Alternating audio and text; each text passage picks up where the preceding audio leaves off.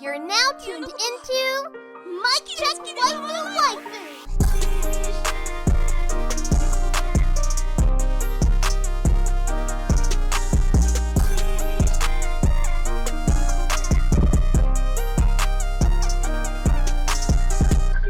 Polo and Tell, is that you? Mic check. Mic check waifu waifu. Ma, tell him. Is that you? What's up, y'all? It's Bad Internet, Houston Tell, back to talk to y'all again. What's up, Polo? How you doing, bro? I'm well. How are you? I'm doing well, doing better every single day. I feel that. This is episode 108 of Mic Check Waifu Waifu. As always, it's brought to you by Lube Complex. Make sure you go to lubecomplex.com. Use that offer code waifu. Follow them on Instagram at Lube Complex and on Twitter at Lube Complex US. We appreciate that.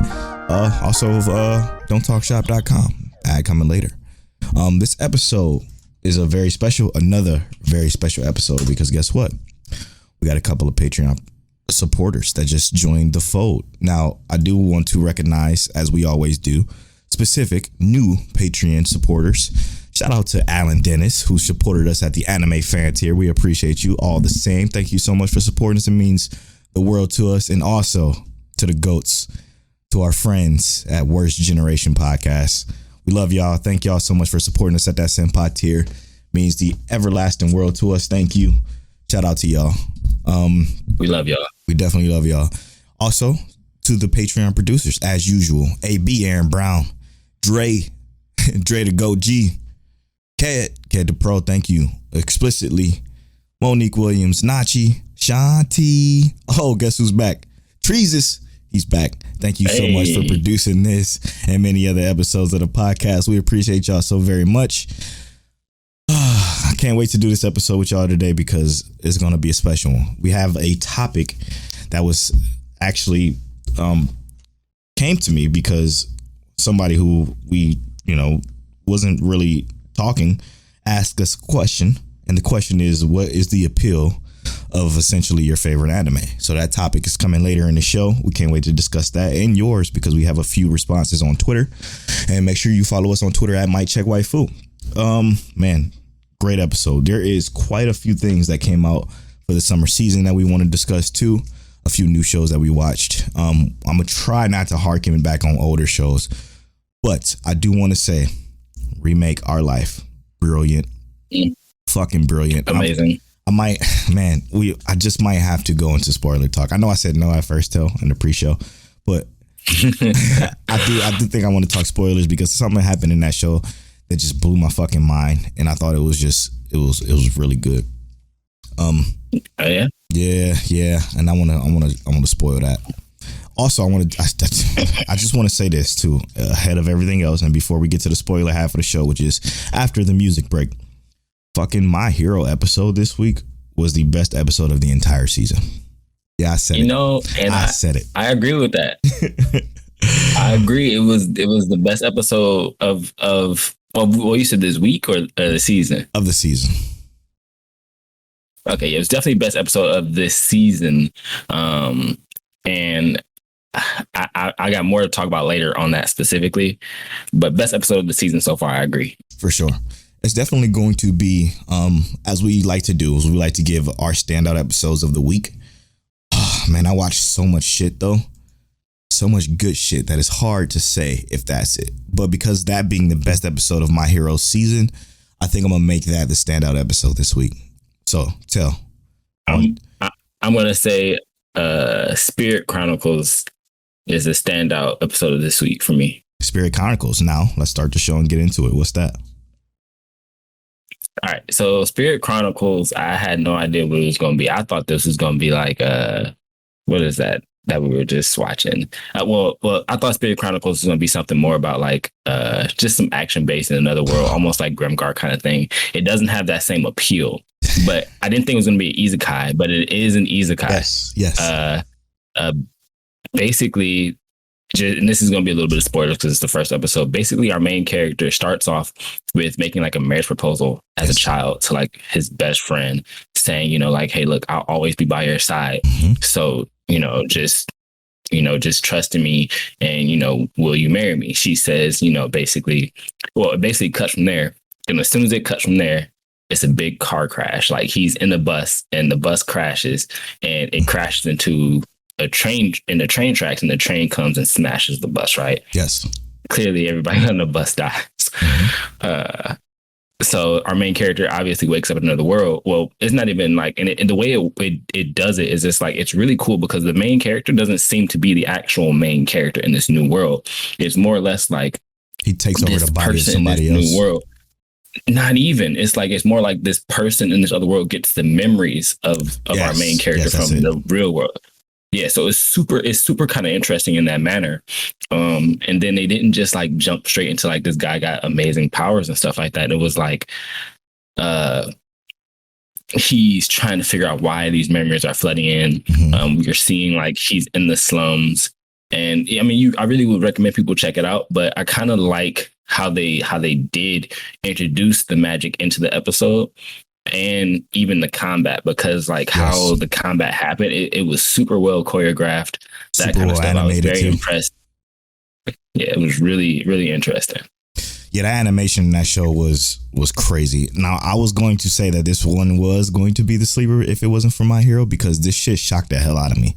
I was not expecting it to be what it was, and it was incredible. Like normally when I turn on the isekai nowadays, I'm like, oh, here we go, another one of these. And to be fair, there's a couple of them this season. For some reason, a hell of a lot of isekais this season. But a lot of them do give you that sense of, okay, here we go again type shit. Or at least one of them do. Right. And I want to talk about that a little bit later. But this one, I think, is going to be one of the best isekais this season outside of how the realist hero rebuilt the kingdom. Because and reincarnated Islam. But that's continuing the season 2. So, I mean, does that really count? But, right. So like those two are doing it so. I mean, Spirit Chronicles isn't doing it as different as Rebuilt, but I just like the way Spirit Chronicles is literally telling this story, and it feels smooth. It feels like it would have benefited from a longer episode, though. Even though it still was paced extremely well. Like if I had more, I'm clamoring for more. Put it that way. For sure. I agree. The way the episode ended, I was like, they could have gave us more, please. I just wanted to see that interaction. To keep on the isekai train just really quick, there was this one I watched called Moonlight Fantasy. I actually just finished it, and this one isn't bad either. This one is about a kid, but it's more of a comedy essentially, and it kind of parodies the isekai genre a little bit, which is cool. But it's just about a kid who's not the most attractive kid, who's kind of like the middle child who doesn't really get the attention or love because he's not, like I said, the most attractive. He's an archer who end up getting like, I don't even know how to fucking describe it, whisked away or raptured away.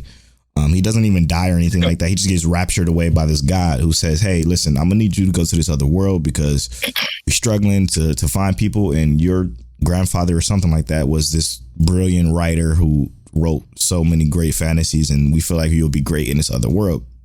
So I guess what would you call a god that's under a god?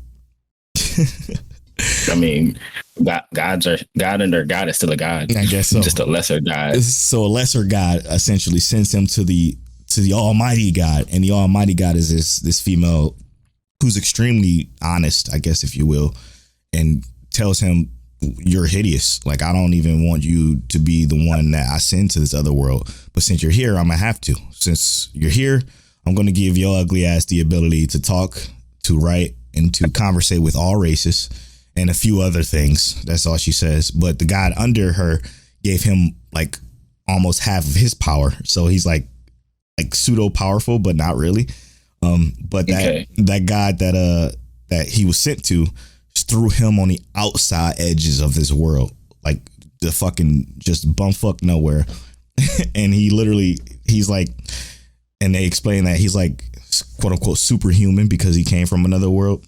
But they don't know how powerful he actually is. Once he falls, he's like He's walking literally for 3 days and 3 nights, no food, no water, didn't need it. He was perfectly fine, but he did get a little hungry. He then has like this moment where he has super hearing, and he hear this girl crying for help. Come to find out it was an orcish girl, or like a pig woman, or whatever you want to call it. But in this world, they're orcs. Okay. Yeah. And he, like, with his superhuman, he goes rushing towards it and finds this orc chick getting attacked by what is it, Cerberus, if you will. And wait, Cerberus has 3 heads, right? Yeah, but I think they call it like demon dog Cerberus too, like hellhounds. They call them Cerberus. Okay, so that works. The dog had 2 heads. He comes through and he literally just throws a regular punch, like with his momentum from him running towards the action. Throws a punch, splits the fucking dog in half. And then he realizes he has these ridiculous powers, and he essentially saves this orc woman. The orc woman says, "Hey, I'm going to sacrifice myself to this essentially demigod who causes this fog in our village to stop us from being able to, survive." So he's like, "Okay, don't do that. Take me to your village, feed me, and then I'll take care of your situation." He takes care of the situation. TLDR, I'm gonna just speed up to the end of this first fucking episode because a lot happened. It was great though. It was great. Good episode. TLDR, he goes and meets with this demigod or demigod thing that is essentially Shinra from Dragon Ball Z, who looks just like fucking Shinra, and he fights it. This dragon is supposed to be invincible. It's called the Invincible Dragon Shin. And he fights it. So it's Shinra. Yeah, he fights it and he fucking whoops his ass essentially. And then she's like, "Okay, I'm gonna need you to chill," and puts him in his box that then supposedly drowns him in happy memories. It's just fucking ridiculous, I know. Drowns him in happy memories to the point where he wants to stay where he is and just die in that little box. She sees what his memories are and notices that he came from another world and decides, "Oh shit, I want to know more about this kid because I want to know more about this other world." So she forms a contract with him. Come to find out that he's too powerful to form a contract with her. So she has to then sacrifice more of herself to then balance out the power level. So the power level is he distributes 80% and she gives 20, which makes her essentially his slave. So, and here we are. Wow. The dragon is a girl. Of course, she's hot. Okay. And then we're going from there, and that's what the episode is. This shit is super funny. I like the main character because he's like, I know I'm nothing to look at, and I know I'm nothing to even be around. But you know what? I'm gonna take advantage of this shit the best way I can, to the best of my ability. So I'm gonna see where it goes. I'm gonna continue watching it because I'm interested in it.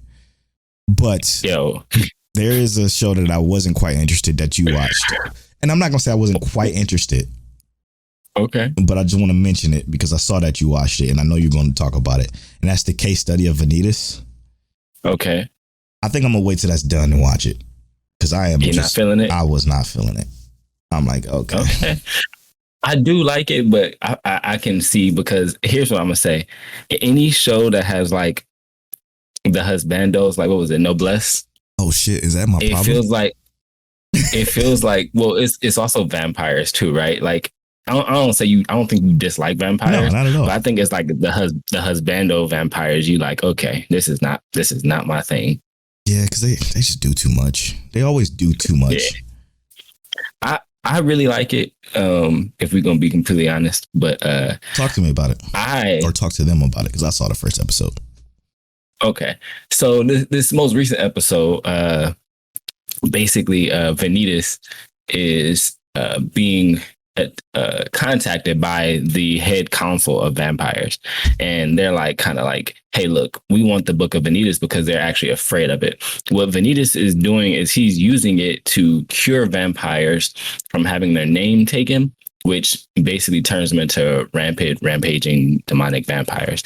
And normally they would live a life where they have their own sense and they don't have to rage and go ridiculous. But the book wasn't made to actually cure vampires. It was actually made to curse them. And that's why the vampires hate it so much. And they're actually attacking him in this most recent episode. Overall, I think the reason I like this more or less is because of the lore. Yeah, like I did like that. They kind of give like the lore and stuff, and that's always going to be something I think both of us always like. Yeah.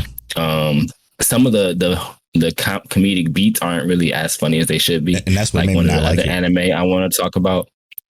But yeah, the comedic beats don't really hit home on this one, but like when it gets a little bit more serious and they start going into details, like you get like to see how these vampires react and how they do things. Like some of that stuff is really cool. Like they had one vampire in this latest episode. I don't want to really spoil it, but her name is Jean, which is like Jean d'Arc, the angel. Yeah. She's a vampire, and they talk about this war that happened, between vampires and humans. And there was a vampire, or there was like 1,000 vampires that stood against, or stood with the humans in defense to attack the vampires. And Jean d'Arc, the vampire, slayed 1,000 of them basically instantly. And she has come face to face with Vanitas, and I can't remember our other guy name. But they came face to face with our two main characters basically, and they're running because they gave shit to her. Yeah. So let me just interject here if you don't mind. I just want to say the show isn't bad. It isn't bad at all. I do think it's worth watching if you into the vampire and like the lore of it and shit. I think it's a gorgeous show. I think it looks really good. The animation is so well done. But it's something that, like you said, the comedic beats. I love it when they're serious, but the comedic beats between the Vanitas and the other main character are so fucking they just miss. And yeah, it's not meant for this show. Yeah, it's definitely don't fit. It don't fit at all. So if it was a more serious tone, I think I would want to continue to watch it. This is just one that I'm gonna keep in my watch list and just watch it as soon as it's done. You know what I'm saying? Just take the time, sit aside, and just watch it through. Because I do think it's worth a watch for sure. Now let's talk about comedy though, because I know you was talking about other shows comedy. I watched this is a funny show. I got it from the Watchers. Panda and Steve they gave this recommendation, but it was Life Lessons with Yorimichi Onisan. Bro, this got to be the funniest anime I've watched in at least the last like 8 years. Oh yeah, I see. I'm looking at it right now. Okay. It is ridiculous because basically, did you read the description of it? I'm looking at it now, yeah. All right, I'm just gonna read it because I don't really want to talk about it because I'm gonna talk about it, but it's funny. Being an adult is hard. For 31-year-old Yorimichi Omada, the depressing truth weighs on him. While on TV, he's an upbeat exercise instructor for a children's show, but sometimes he can't keep his sardonic comments to himself. Even his co-workers, a pair of mascots and a singing duo, keep revealing the plight of adulthood on air.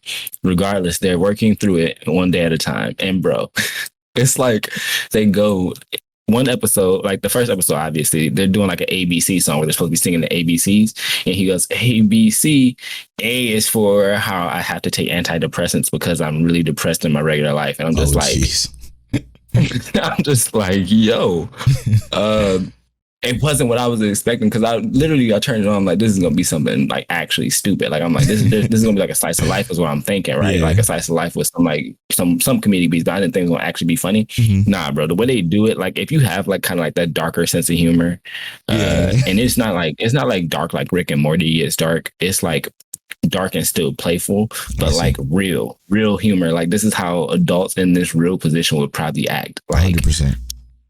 It's actually hilarious. I laughed the entire episode through. That's funny. So I'm gonna see. Look at that. I'm just looking at it. The art style, it looks awful, but it is. I mean, it's not awful. It's not awful. Okay. It just looks childish, and then you start watching it, and it's like it's gonna still look childish, but then there's like the moments where like they over dramatize like the faces and stuff. You know how they do that in some anime to make it hilarious. Like the nose looks super realistic because of how they drew it. This specific frame. Okay. Yep. Yeah. That's definitely not my kind of comedy. All right, I know exactly what you're talking about. It's super. It's like, what is that? Shin-chan. Yeah. But like not as lewd. I know our boy. Our boy Cryfu loves Shin-chan. Like that's his shit. Yeah. I just could never. I never could rock with it only because of that particular style of comedy just never got me. I don't know. It's not as bad as Shin-Chan. Like Shin-Chan is super like Crude. like it's like lewd. I mean, I don't mind lewd humor or whatever, No. but like it's super crude and sometimes they get a little sexual, but that kind of stuff. But this one isn't really like that. It's more like real life is kind of shitty sometimes, kind of funny, and that's why I enjoyed it. I was like, yo, Like a reality. they're not check. wrong. Yeah, it's not wrong. That's but it's cool. the fact that he's doing it to little kids live on TV and got them singing songs about how shitty life is. Yeah, I can see But that. it's funny, bro. I could definitely see I'm gonna that keep being funny. watching this one because this is gonna be the lighthearted one of the season for me. Yeah, and as you already know, my lighthearted one of the season is still Girlfriend. That shit is so good. Is that I meant to start that one today. My bad. No, it's all good. That shit makes me laugh for real. For real. I'm not gonna talk about it too much because I talked about it last week. But if you guys want to hear my thoughts, make sure you check out episode 107. There's one new show that I watched that is it has a 3D look to it. Okay. But it's beautiful, bro. It is beautiful, bro. It's so crazy that I'm saying this. I don't think I ever heard you say that. Yeah, it's because it's okay. For one, I don't know what they did. Okay, but it's not the jarring, like terrible frame rate that a normal 3D look gives you. Right, the characters are in 3D. Okay, but they move. It looks fucking like 120 frames per second, like a regular anime move. However that shit works, it looks like a normal anime, but in that 3D look. But listen, the background, okay, the background of the entire show is canvas. It's a canvas, essentially a canvas painting. In the show I'm referring to is The Duke of Death and His Maid. Here's the premise. I was gonna turn that on. Okay. Here's the premise. It's a slice of life where how can you fall in love when you can't hold hands? The situation is that this kid, he was cursed by a witch for whatever reason. We haven't gotten to the full details as to why yet, but anything this kid touches dies immediately. But he was sent. Oh no! He was sent to this villa on his own by his parents. Like, yo, like we can't live with you, so you can go on your own. Every maid, every butler he had left him. Said, no, I'm not. I can't handle this. It's impossible to deal with this situation. Except for two, the longtime family butler and the head of that family maids. Their daughter, she decided to stay with him, and they're clearly in love with each other. She's extremely flirtatious with him. She does like super teasy shit to him, but in like not the Nagatoro kind of way, but the like I really like you kind of way. So I'm going to quote unquote tease you to get your reaction because it's so fucking cute. But it's like it's there. It's like you can feel the love that she has for him, and you can feel the like love he has for her too. And it's like not like they're scared to admit their feelings for each other. He's just a little bit more shy about the situation because guess what? If she touches him, she dies. So it's like he's trying to like stop that from happening. But it's a beautiful show. Like it looks really, really, really good. And the story is so fucking interesting. Like, how would you live in this situation, right? Like everything you touch dies. Animals, plants, anything you touch, it just dies. So like gloves. Does he wear gloves? He does wear gloves. Doesn't matter. Damn. It don't matter. It is an unfortunate situation, but an extremely... That's worse than the Midas touch. I know, exactly. An intriguing story, though, because I want to know how this curse is broken. I got a feeling there's some simple shit like love. And I also got a feeling like maybe this maid isn't exactly who she says she is. Maybe she's... It's just my theory.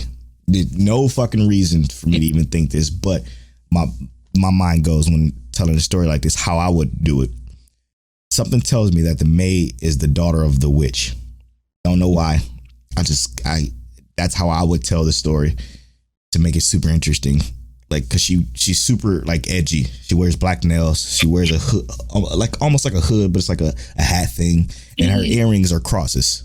So that alone, just having like it kind of symbolizes, it symbolizes some darkness. So I'm intrigued to see what that is. But she's dope. She's dope. She might be my wife for the season.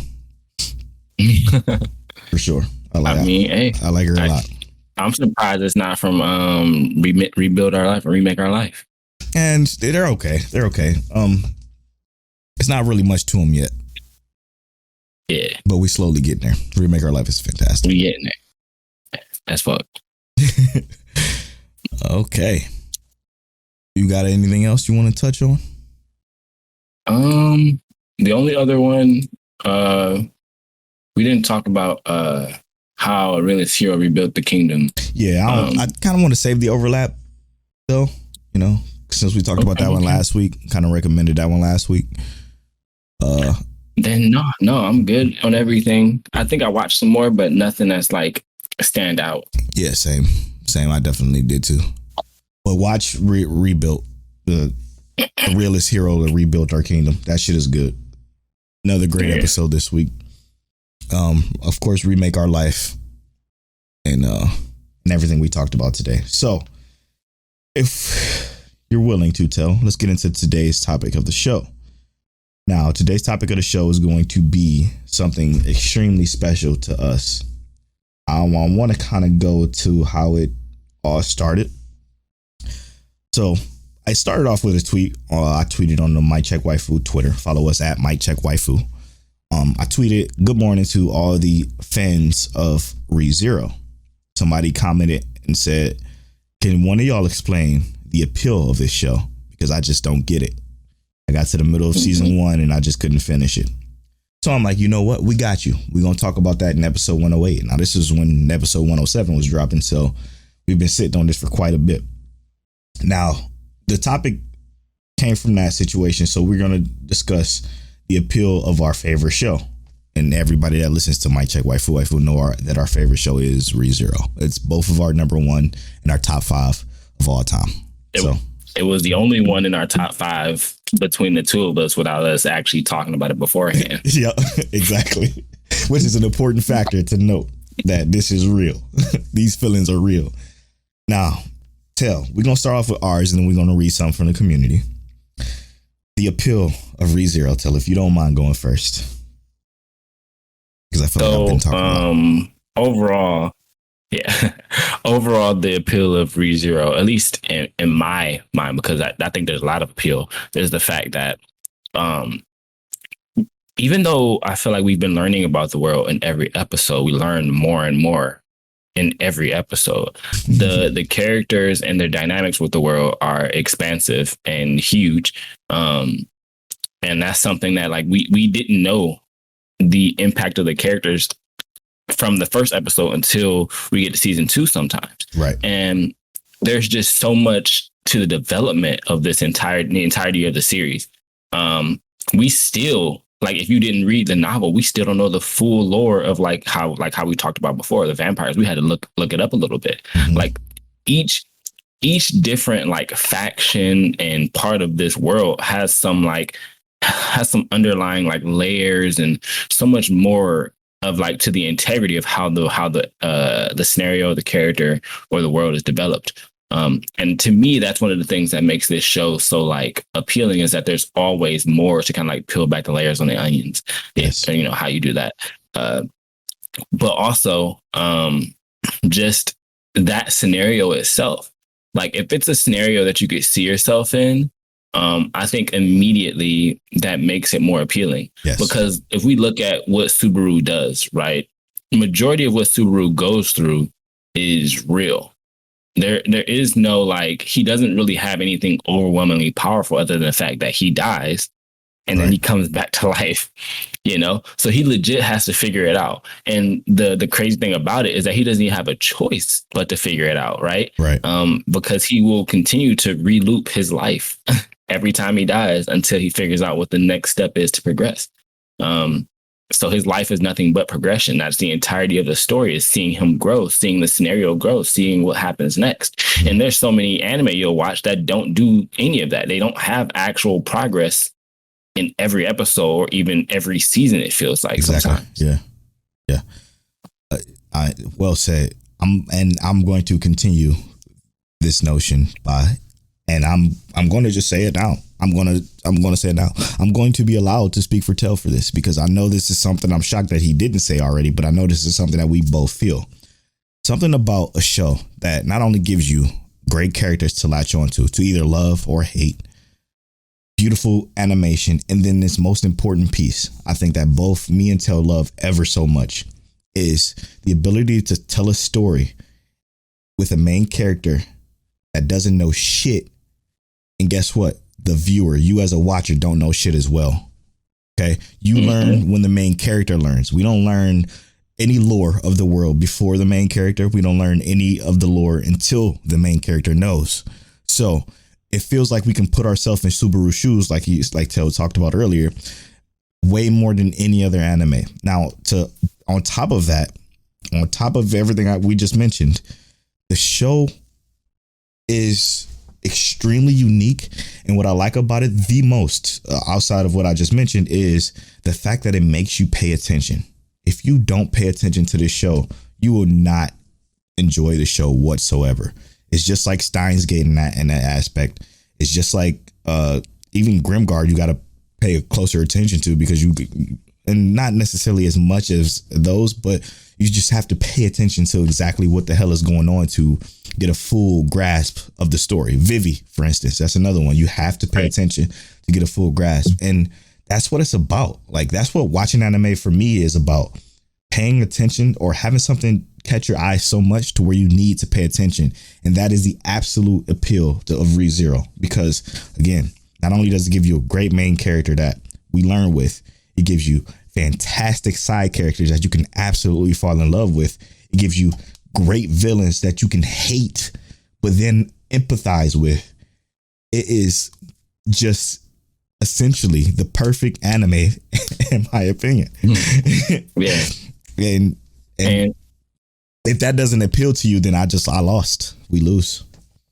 And we can even apply a lot of that to, let's talk about one that, GB just found out that so many people didn't watch, Astro Lost in Space, right? Stop right there real quick. I'm going to just interject with that. You can write into the podcast at Might Check Waifu on Twitter.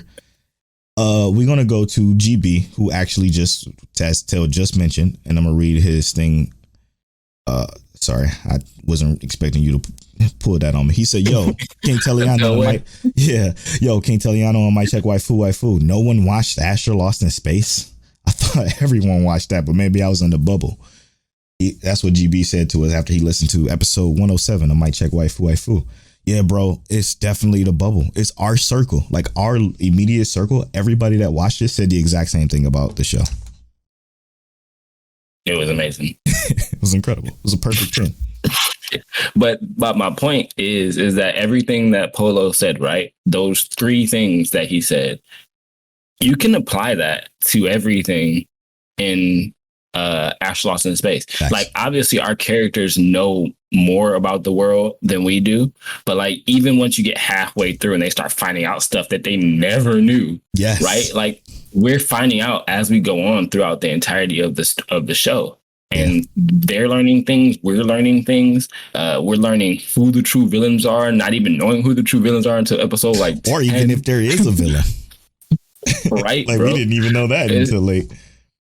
It's ridiculous. But it's all about how those main elements come together into that story, right? Mm-hmm. Those characters, how the world is developed, and how we learn about that world. Yeah. Those kind of things come to all coalesce into one ball. That's like, is this good or is this bad or is this amazing? And there's some shows that just hand it to you and it's like, bam, it's amazing. Yeah. And the appeal, I'm gonna give you just one appeal of Astro Lost in Space that I think most people would gel with, is that it has a definitive start and a definitive end, and it's done. You're good. Both are good. Both are fire. Absolute fire. And the meat in between, it's a fucking perfect sandwich, man. It's a perfect sandwich. So that does it for our appeal. We hope that sold you on one of our favorite anime ever, Re:Zero. Watch it, man. I'm telling you, watch it when you have time, and I'm gonna say this, and it may offend some of you, but if you offended, then you know it's probably true.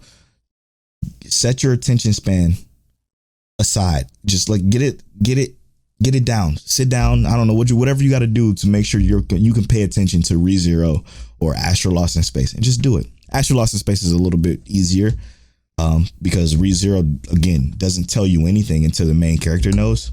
So you kind of have to have, you know, a little bit of patience with that, I guess, if you will. But stick with it, and I promise you it'll pay off. You got 2 seasons of ReZero too, 2 quality ass seasons. Great seasons. All right, now to go into our amazing listeners. They answered the call to this question. And I want to start by talking about one that came from our favorite protagonist, Crystal. She says that if it's not too late to add mine, her favorite anime is K-Project. The connection to the characters is huge for me, and I love a good amount of the characters. Makoto being the GOAT, the animation is beautiful. The story and concepts keep me engaged throughout every part of the series. That is the appeal of K-Project, which I agree. I agree with that 100%. I agree. I watched K-Project because Crystal recommended it. So, not because I did, but because Crystal. It's fine. It's fine. It's fine. Did you recommend it? I thought she recommended it. I mean, she recommended it after I talked about it, but it's all good. It's all okay, good. My bad. My bad. Hold on and did me the same way a couple times. I know. We do that to each other all the time. That's what's so funny. But yeah, absolutely. K-Project is great, man. It's so beautiful. And I'm surprised she didn't mention the music, because that shit spectacular. Yeah. Spectacular. I agree. Okay. Speaking of Astro Lost in Space, I want to go to the homie Young Swagatar, who says, finally watched Astro Lost in Space. It's some gas. Kanata is one of the realest captains. Who are some of the best leaders and captains in anime is a question that he asked us. Best leaders and captains in anime. Colonel Mustang. Yes, Colonel Mustang. Absolutely. Facts. I'm going to say, fucking, I can never remember his name because it makes me sad every time I do. The cleric in Grimgar Fantasy and Nash before, you know what? Minato. He was fantastic. Fantastic leader. Why even bring him up? We ain't gonna get into it. Watch Grimgar Fantasy and Nash. Polo ain't shit, bro. Kanata is really good. Kanata is really good. Yes, he was a quality leader the entire time. He was willing to learn. Minato, absolutely. Same thing, but he took on a lot. Yep. A lot of stuff. A lot of stress. Goodness gracious. I ain't gonna spoil Grimgar, but goodness, Minato. Who else? Who else is a quality leader? Oh, man. It's hard. Erwin was pretty good leader, not like one. Yeah. Erwin was a good leader. He was a little shady a couple of times, but he did everything he could. Yep. For his people. Yep. It was all necessary. What you think about Mikey-kun?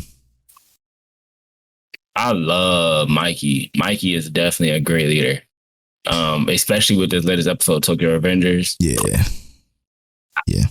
I like his energy, bro. Mikey is a friend I would have had. Yeah, true. Actually, Polo probably would have been Mikey, but Polo ain't that savage. He's savage, but Polo ain't gonna kill nobody. No, I ain't gonna kill nobody. Depends, I guess. He's not yet. Yeah, I'm about to say it depends. Depends on the situation. All right, let's go to so very unrelated. She says, Fruit Basket, beautiful animation, compelling storyline. Personally, any mythology inspired world has my attention. So that is the appeal of her favorite show, Fruit Basket. Which I do like mythology. I like mythology based worlds too, because it already gives you something that it's based off of that you can relate to if you have any kind of understanding of it already. Yeah, which is why I love Fate so much. Yeah, absolutely. And I'm glad she didn't go into too much detail about Fruit Basket, because the part where she said compelling storyline is the most important piece of it. If you go into Fruit Basket, and if you've never seen the OG version, go into Fruit Basket blind, you will absolutely fall in love with that show. It's a Polo guarantee. Okay, we'll do this one. Shout out to Cat the Pro, one of the Patreon producers. He says, let me push that slime agenda for an isekai slime, both manga and anime. Bring a different vibe. Rimuru is a great leader. I can't believe we didn't say that. Amazing leader. Got me either. Rimuru and his nation draw you in with silliness, strategic plans, and the fact that he's so overpowered.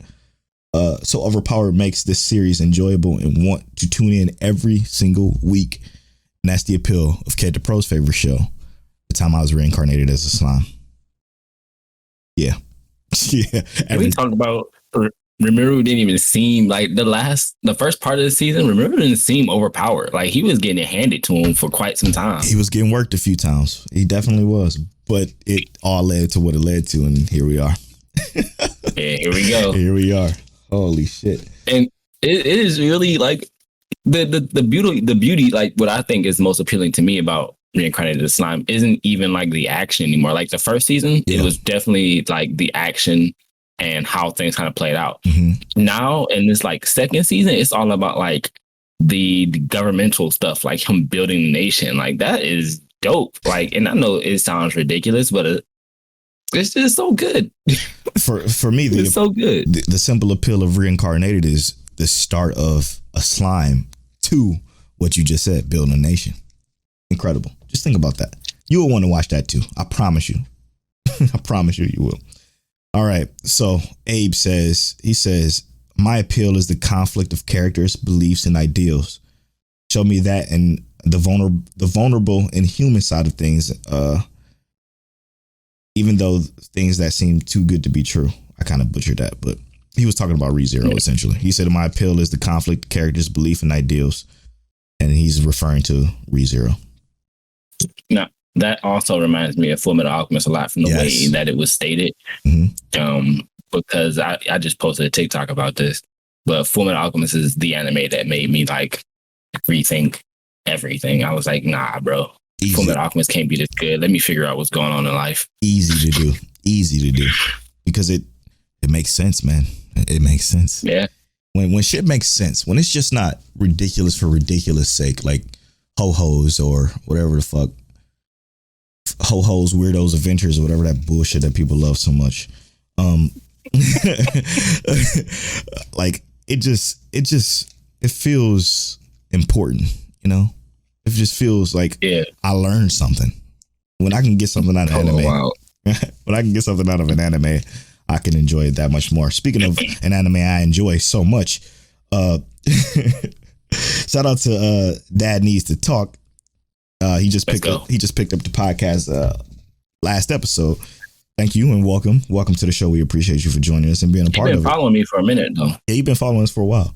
He says, I'll show my love for Trigon. I love the chaotic energy that follows Vash, which is why his name is Father of Vash. I love the chaotic energy that follows Vash, even though things end up in the mess. The fact that he really cares and wants the best for everyone he meets is why I enjoy the series. It shows to not assume you know a person based on rumors. Wow. What is that appeal to me, even though I've already seen Trigon? That makes me want to go back and rewatch it because I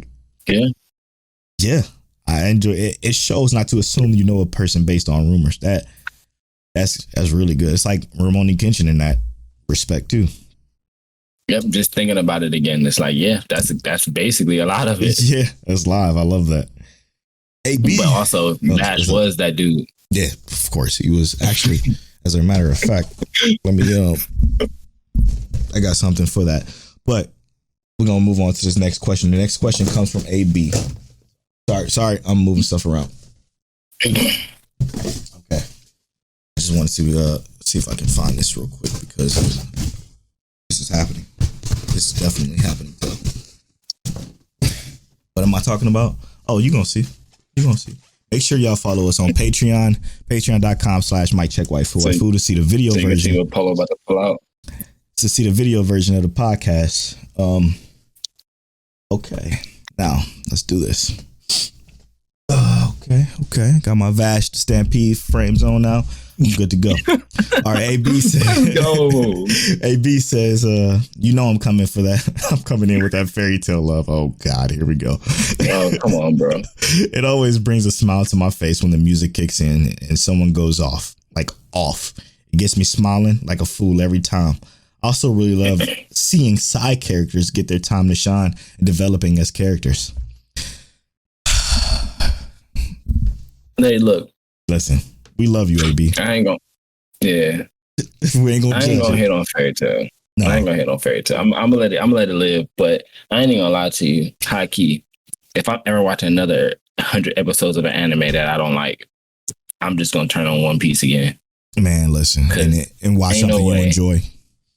Right, because I actually enjoy One Piece watching. If I'm 100%. gonna watch 100 episodes of something I don't like, it's not gonna be Fairy Tail. Oh my goodness. Never again. No. Even Merc said he hated that, bro. Yo, if Merc say he hates something, that's crazy. Yeah, that's crazy. Let me just take this time to give a shout out to Izzy on your timeline at _ who gave us the idea for this topic. So shout out to her. Let me see, y'all. Appreciate you. We definitely appreciate you. This is a great topic, even though you didn't do it intentionally. It just kind of happened, fell right into our lap, so that kind of works out. Did I miss anybody? I did not miss anybody. So thank y'all so much for writing in. Follow us on Twitter at MikeCheckWaifu. I'm keeping these Vasher Stampede glasses on until the end of the show. Fresh. Everything. Might check it. So Everything is yellow as fuck. I'm gonna just say that. But I like they it. look good though. They do look sweet. Yeah. With that, should we get into Mike Check Your Soul?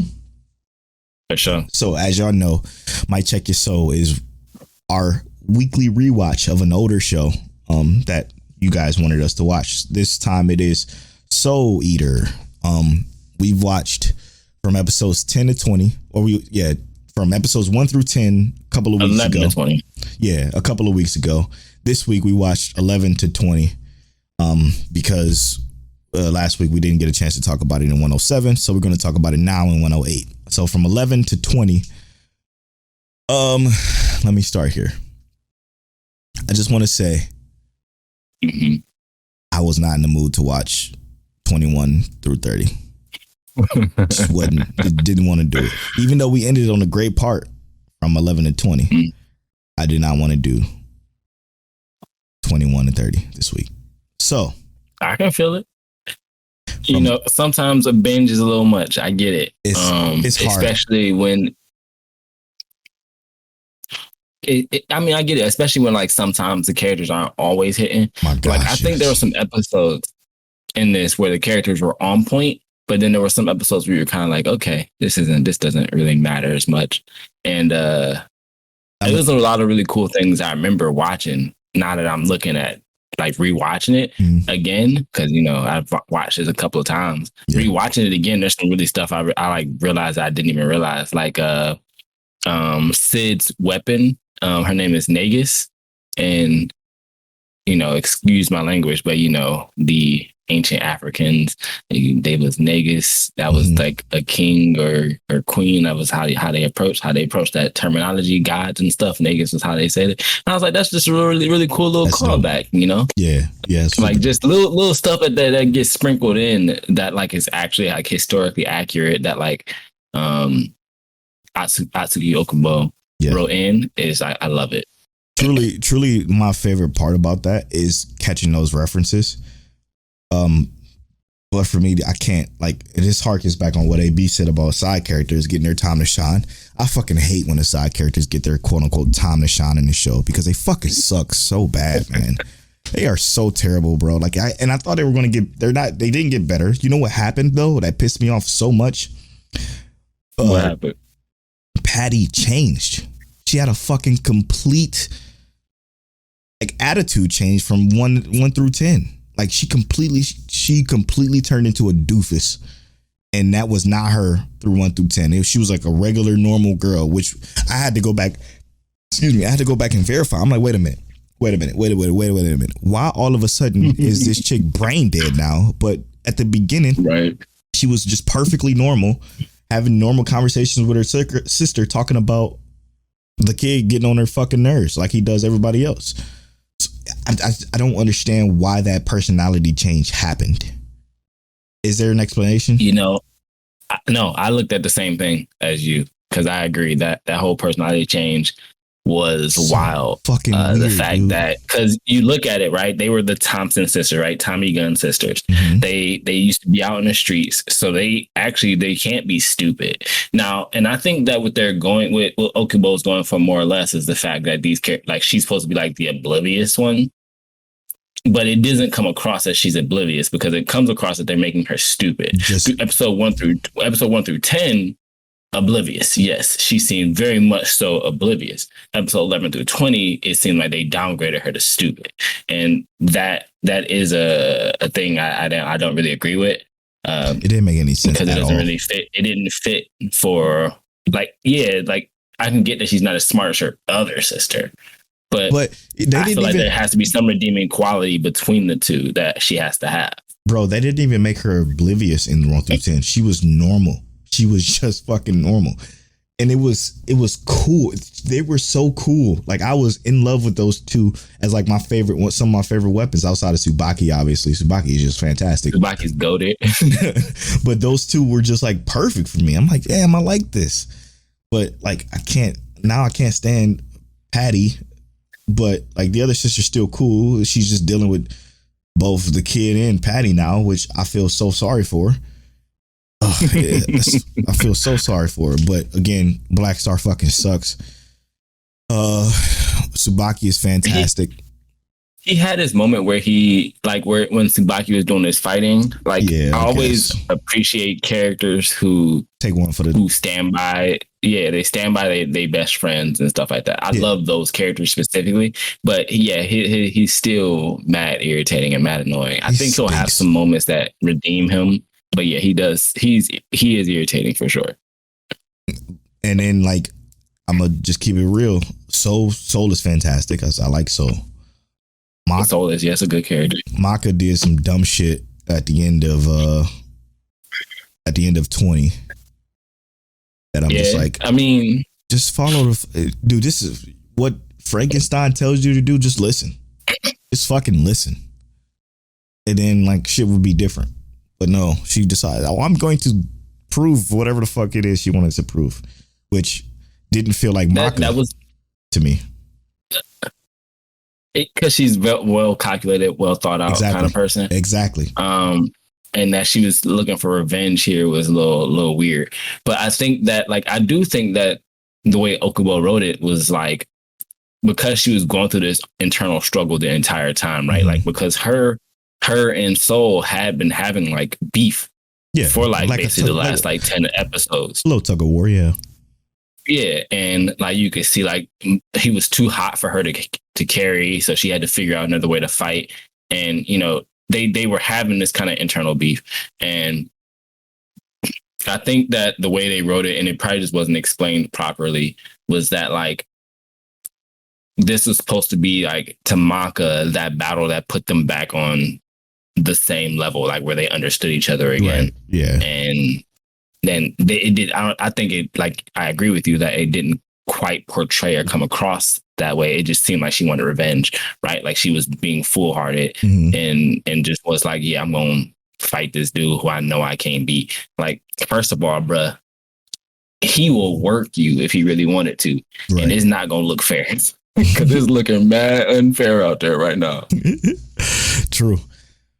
Man, everybody else I enjoy though. You know what I do like? I do like that Travis Willingham, which is Laura Bailey's, who voices Maka. Travis Willingham plays Free, which is dope. I like Free. I like Medusa. Free is Wolf. Medusa's dope. Frankenstein's incredible. Dope. Even Spirit or the Death Scythe, he's incredible. Yeah, Spirit. I think every time, because Frankenstein, I remember watching this years ago. Frankenstein instantly became one of my favorite characters in general, because I feel like every time you see him sit in that chair, it's like somebody about to get this work session. Like he about to dog somebody. Yeah. I don't know who it's gonna be, but as soon as you see him sit in that chair, like when he was calling out Medusa, I was like, bro, he called on her shit. What's she gonna do? What is she gonna do? I love everything about that, because what that did was that pushed everything forward for him to make the move he made with Sid and then go from there. Like, that shit was cool. Like, shit outside of those three main kid characters, outside of, you know, Maka still being cool, so still dope, outside of the other and the weapons being dope, it's so good. But they give the other two so much fucking screen time that it deteriorates the entire show for me. It's hard for me to enjoy, to be honest. And I just did not. I'm like, okay, maybe we could do from 11 to 30, but I just can't. I just couldn't do 10 more episodes of that shit. Even though I know it's probably going to get better. I just couldn't do it this week, especially with watching all this heat that I was watching this week. I'm like, yeah, it was a lot of good stuff. I can't. Not right now. So, but come back next week for Mic Check Your Soul. We're going to be talking about 21 230. What's up, Tel? Yeah. There's one more thing I wanted to say, since you did mention that there's a lot of heat you're watching this week. Now, just as a prediction, let's see what you think. Do you think this anime season is successful already with the anime that we've watched? Well, shit. Good question, because it's hard to tell how this shit's going to end. But yes, so far, it's as far as our standards, our anime consumption artist standards, yes, it's like 5 or 6. It feels like. Yeah, I agree. Yeah. I agree. I was like, if everything stays on this path, then yes, this is another successful season of anime. But let's say like those 6 that we think actually are looking really good right now go downhill. We're gonna be like, come on, bro. We're gonna be miserable. Absolutely miserable. Okay. So now let's get to know my Check Waifu. It's my turn to read the question. Tell turn to roll the random number generator, and it's the part where you get to know us a little bit better. Tell's gonna roll a random number generator, and I'm gonna read the question associated with that number, and the total is 75 questions. 75. Maybe 1 second here. We're gonna hit 72. Wow. Okay. All right. Oh no, I don't want to do this. Fuck. Uh-oh. All right. All right. I'll go first when this question gets read. Write your co-host anime dating bio. You say what? Write your co-host's anime dating bio. Oh god! Wait, did you add this question? No, I did not. I had this one. Yeah, you did. You made the damn list. I'll write Tales right now. Leave me alone. I'm married. Exactly. Oh my god. I don't know, bro. Let's see. Looking for I hate it already.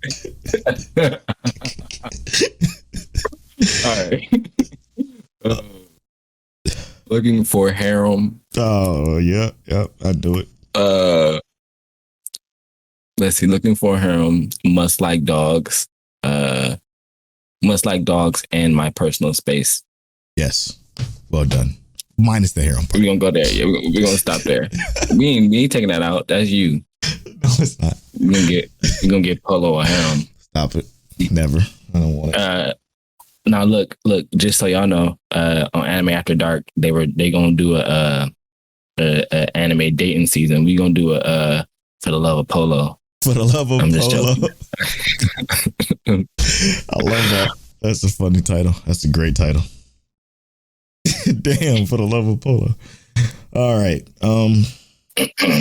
Yeah, with that, we're gonna take this quick break, and when we come back, we're gonna spoil episode 15 of My Hero, episode 14 of Tokyo Revengers, episode 2 of Remake Our Life. We'll be right back after these.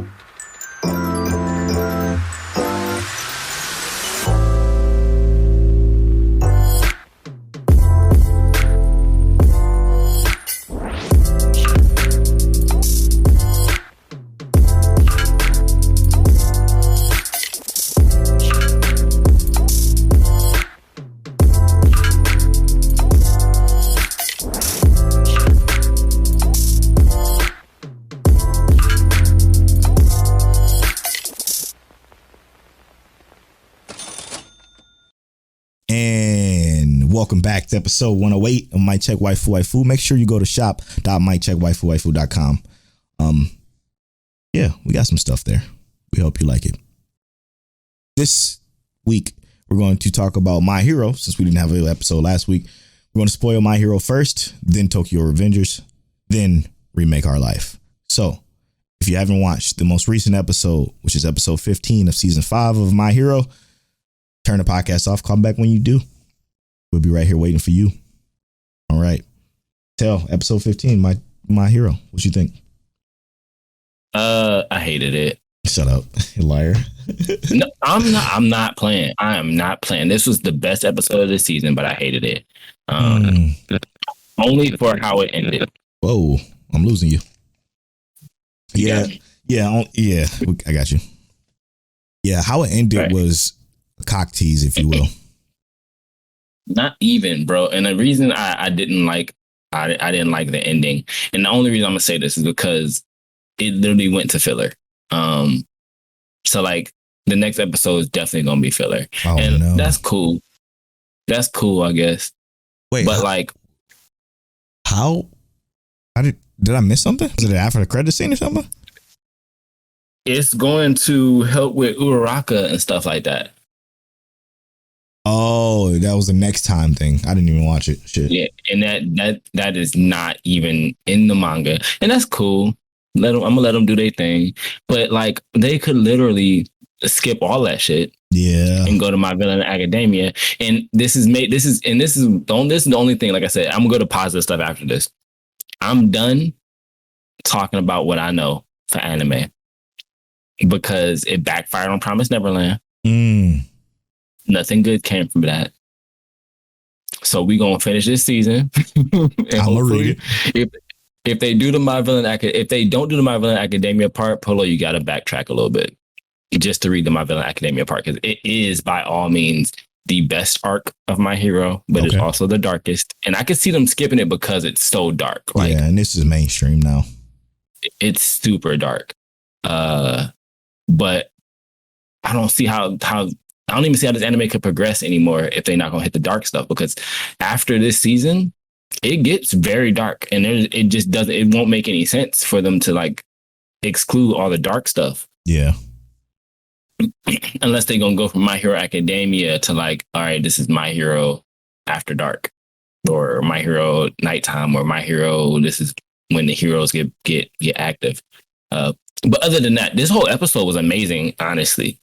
Like, the storyline that they gave with it, the progression for the characters, letting them be with the number one hero, and kind of setting up like the overall like Hawks planting the seeds for this is what the story is and this is what's happening in 4 months. I was like, let's go. Yeah, even though majority of this episode was recap of the previous episode, essentially, right? It's Hawk's point of view. It's Endeavor reading Hawk's coded message again, but the way that it was structured, I think, was better than anything they've done ever, as far as like recaps or just this information, just this information dump period. And then to transition to Endeavor saying, hey, you know, getting the message of you have to train these students to be able to handle what's coming in 4 months. And it's transitioning to him saying, okay, I'm gonna be the one to train you directly. Powerful, strong.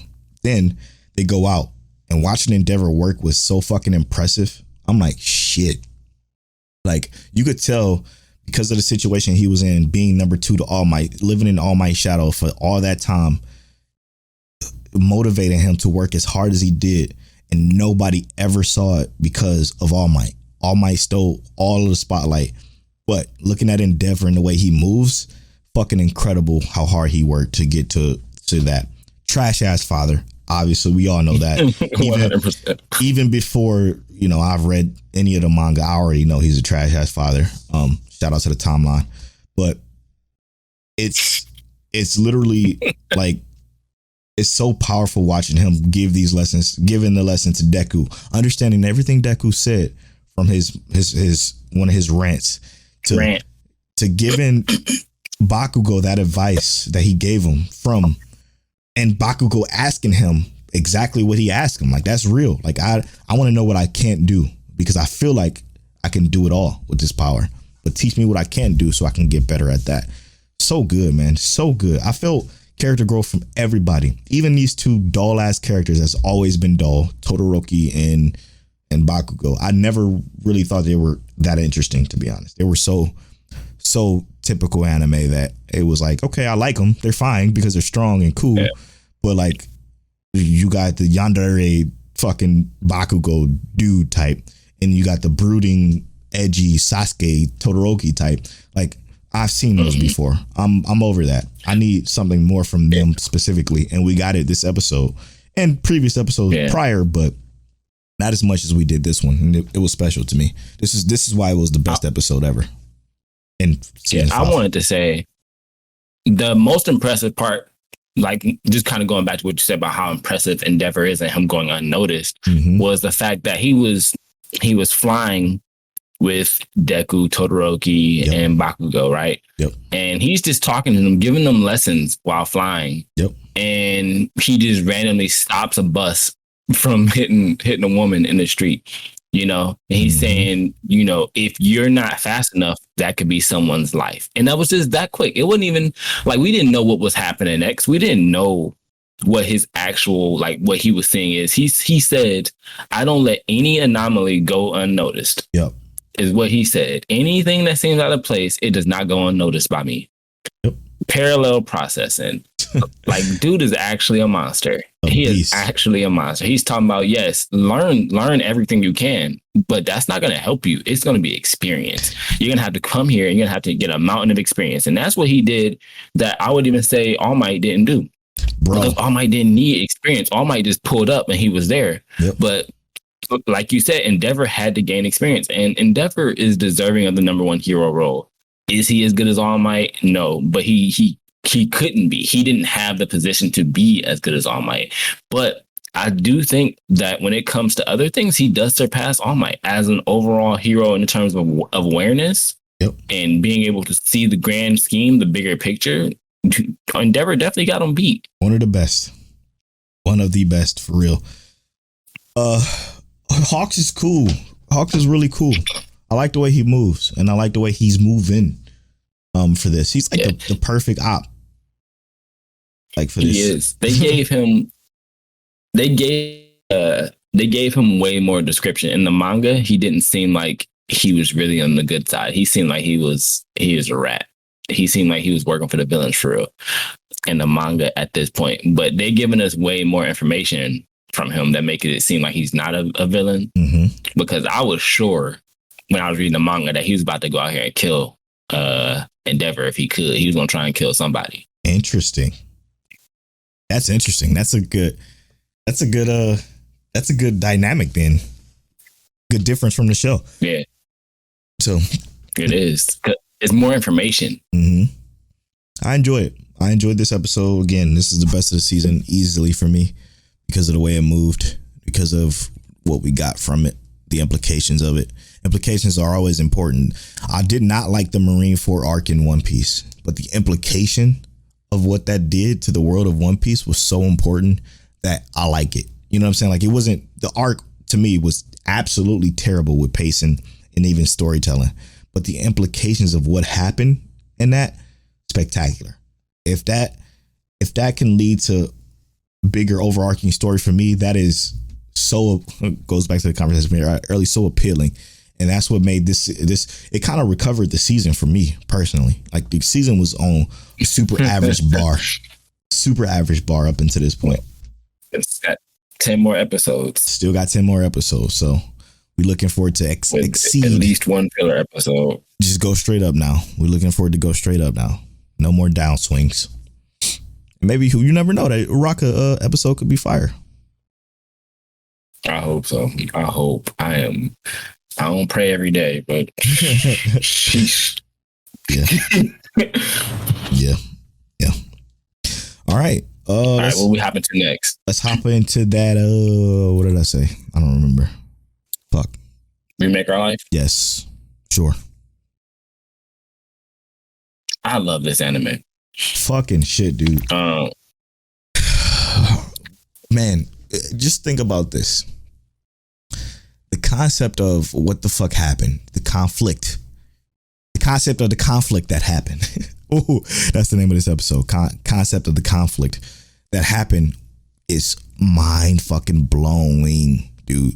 Think about it. You come from the future with your past memories and accidentally, subconsciously create a story that was already created, and it just so happened to be your roommate. That shit blew my fucking mind. I paused the show.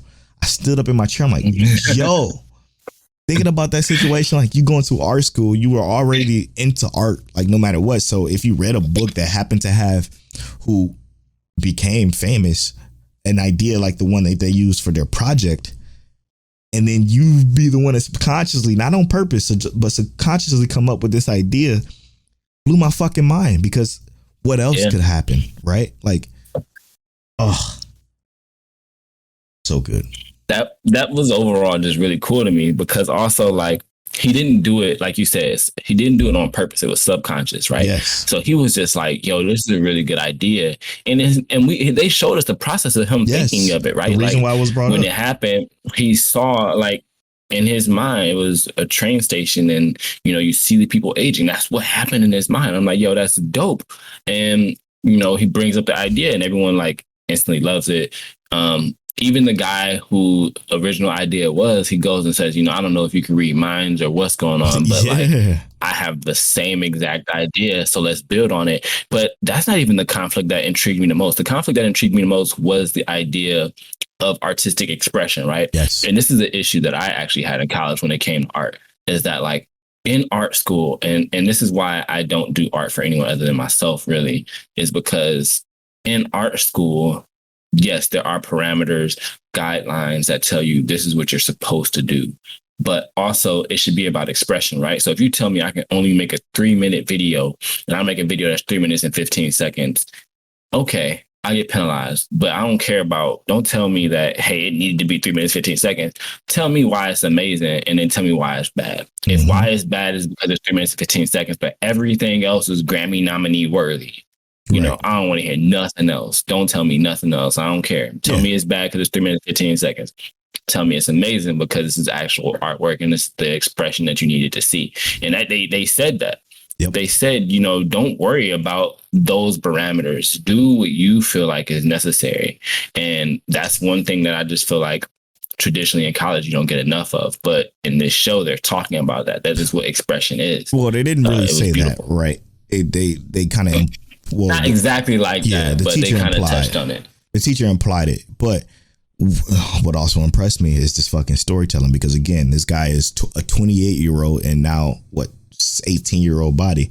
So the 28-year-old mindset that he's had for a decade brought down to this 18-year-old and was like, and saying, hey, this is the assignment, so we should follow the assignment, is what got him to where he was a decade in the future. That mediocre, middling, I'm gonna follow the instruction bullshit that led him to go to the school that wasn't this school that he's at now, that led him to his mundane life in the future. So that part, powerful for him to come to that realization at the end of this episode. Again, extremely so good, man. So I love shit like that, bro. I love shit like that. And people watching the show won't even think about it like that. To be honest, I don't see people even liking this show. It's an entirely dialogue based show. Yes. But, like, the dialogue is so powerful that I feel like people will like it, but it's just going to take the right people, right? This is not going to blow up like some of the other ones. Yeah. But I think this has the potential to be, I mean, I definitely think this is going to be the best sleeper, like the one that people didn't peep. This is going to be, like, probably the sleeper of the season because of how it's going. For sure. What next week we should have? No, is it 2 weeks from now? My sleeper starts in like 8 hours. Yeah. Oh, does it really? What's it? Yeah. We're meeting 5 seconds of a battle or some shit like that. Yeah. Yeah. That one, I hope it's good. I'm praying it's good. I hope it's good because the more sleeper hits we get, fire. The more sleeper hits we get, the more we're trusted. You know what I mean? Exactly. Oh shit. Yeah, let's go to Tokyo Revengers. Let's do it. Shit, man. We finally learned who this Kizuki guy was. Kizuki, Right. Kizuki, that's his fucking name. Kizuki Teta. We finally figured out who he was, and fuck this dude, man. Fuck this dude. Even before we knew that he was a badass, like a literal villain, I hated his guts seeing him walk up as the 3rd Division captain myself. I'm like, look at this fucking D-bag. I love that they showed him episodes ago though. Yeah, true. They episode. Like we saw him in second episode, 3. I think. Yeah, something like that. Yeah. I did like his Versace shades though. Bitches was fucking fire. the earring too. Yeah. He was a little fly. He was nice. He was nice. Little dripped up and draped out. But you know what? Fuck that. Fuck him. He ain't shit, man. So he's 3rd Division captain. Blew my mind. The reason behind Mikey doing that though, I didn't like. Because you need to expand the gang. Yeah, that's bullshit, man. Get that shit out of here. It's the politics of being a gang, but also I think it does break the like what Mikey overall wanted, right? Like Mikey didn't want trouble starters. Yes. And he literally did that basically, right? He brought in a trouble starter and then let one of his best friends. Yeah, not only that, his morals. Like Mikey's morals is that this is a fucking family. To bring in a stranger, essentially. From a rival gang that y'all just beat. Exactly. Then that shit that screams stupidity, which is not Mikey at all. Like they're smart. They're smart. They know better than to do some shit like this because all that's gonna do is cause internal conflict. And it's that's like easy to see. So slight error on that part. But again, this show takes liberties because it moves weird, in my opinion. It's good. I like it. I love it, actually. But it just moves real funny to me. Our boy is finally part of the gang, though. Oh yeah, true. He's a Tolman gang member now. Yeah. He maybe he can actually do some things now. Yeah, and then the fact that they threw in that picture of like the original, I guess you can technically 5. But there's 6 of them. 6 of them, yeah. Now, interesting. Well, we found out, Baji, who was, Mikey's longtime friend growing up. Yeah. Yeah. The gang he's going to with Valhalla is probably run by the other guy who bounced out on him. Yep. I want to know what happened. What you think is going to happen with Valhalla? Yeah, I really want to know what happened and why Valhalla was even created. If Baji's friend, you know what I'm saying, who it seemed like his best friend, is the one that started. Why? Why did he leave Tolman? It's a lot of implications, a lot of stuff going on. Want to cause chaos, and Mikey was like, "No, I ain't with that." Ooh, he might have been a troublemaker. You're right. But again, that goes. Everything about that was conflict. It's conflicting as hell now. It's like you just said. Like Mikey's not about conflict. So if they put out Baji's friend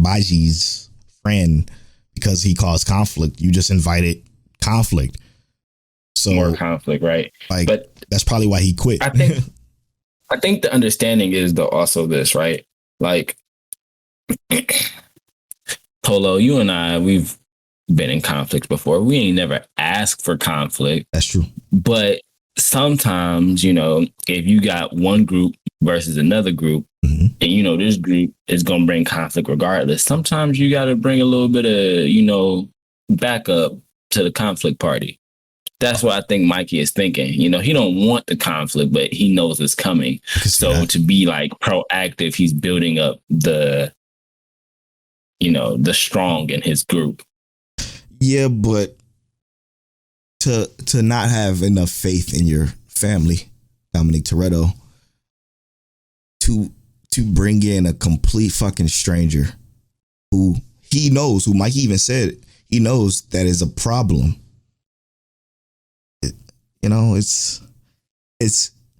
I'm feeling, what I'm feeling?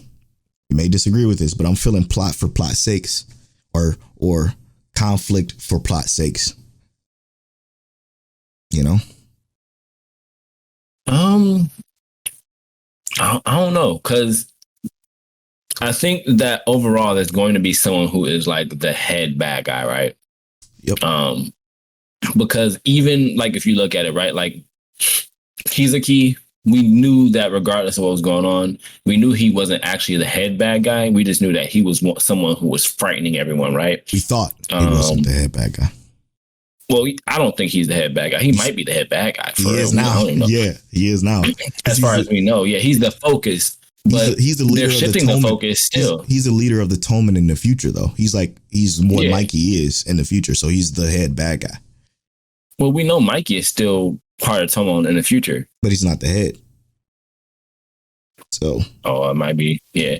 But either way, right? Though, like if we look at this, right, like Kizuki, he's a head bad guy, but I don't think he's actually the focal point. I think like there's more behind him driving it, like making things worse, right? Okay. Like a puppet master, like exactly, like above Baji, like the other dude who left Tomo, like they dropped that for a reason, obviously, like to kind of give you that hint that the sixth person who left might be the other person who is, in charge of everything at the moment. Mm-hmm. I think that was the thing that's like Kizuki is just a vehicle to drive to that plot.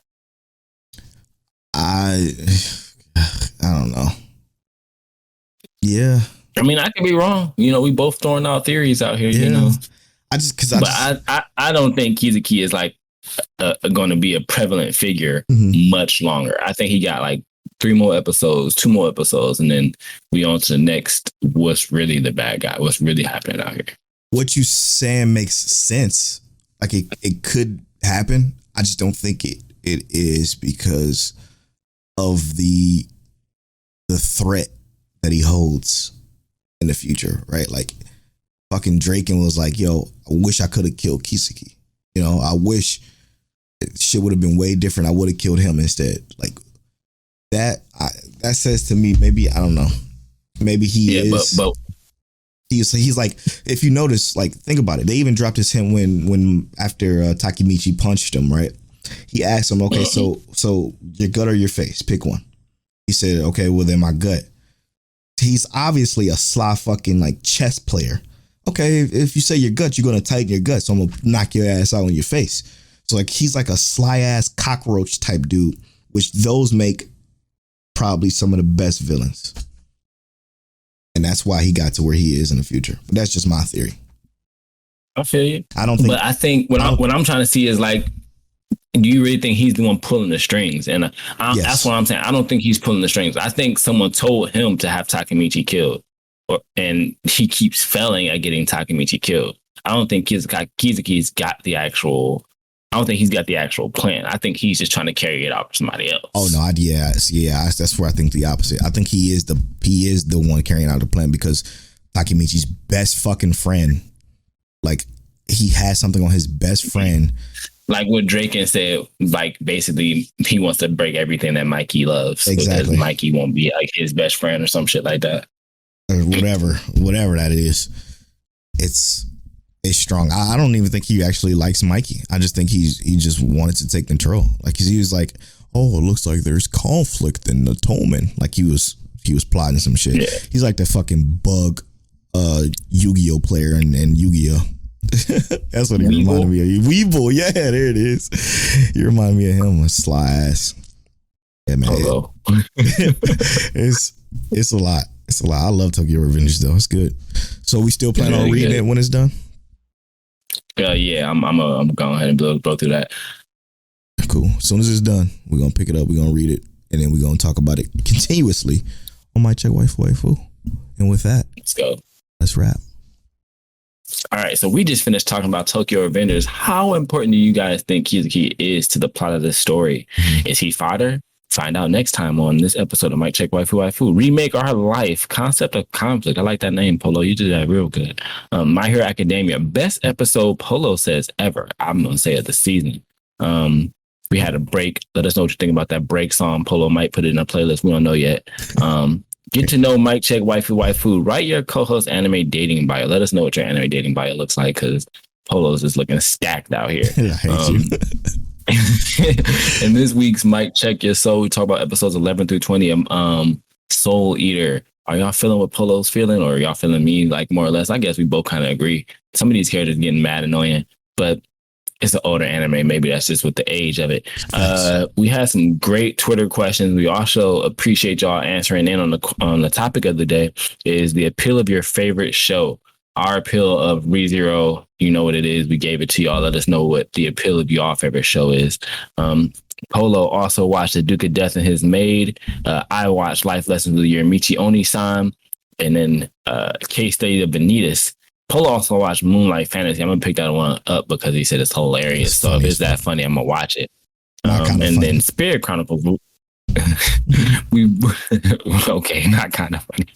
We both watched Spirit Chronicles. Let us know what y'all think about this isekai, if it's really, really that good. But also, don't forget, we got some new Patreon subscribers, Alan Dennis, and then, of course, our friends over at Worst Gen Pod. We appreciate y'all. That's been episode 108. I've been at Polo Born Fly on all social media.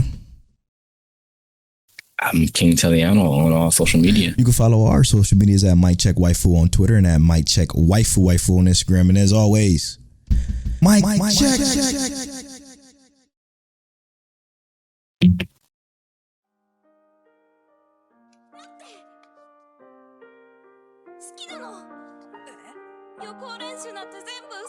You're now tuned into Mic Check Waifu Waifu.